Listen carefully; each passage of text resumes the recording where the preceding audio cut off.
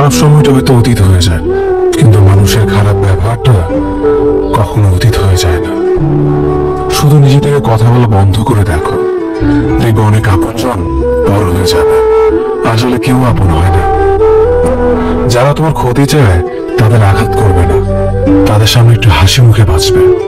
দেখবে তুমি আঘাত করলে যা কষ্ট পেত, ওরা তার থেকেও বেশি কষ্ট পাবে। যত মিশবে ততই মানুষ চিনবে, অভিনয় যে কত প্রকার হয় তা বুঝতে পারবে। সবাইকে তোমার সত্যতা জানানোর দরকার নেই, যে যা ভাবে তা নিয়ে সমালোচনা করতে দাও। বেঈমান মানুষগুলো কখনো অপরিচিত মানুষ হয় না, খুব কাছের মানুষগুলোই বেঈমান হয়।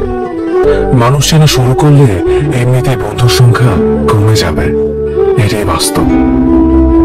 তিনটি কথা মনে রাখবেন, যে তোমাকে সাহায্য করে তাকে কখনো ভুলে যাও না, যে তোমাকে ভালোবাসে তাকে কখনো ঘৃণা করো না, যে তোমাকে বিশ্বাস করে তাকে কখনো ঠকিও না।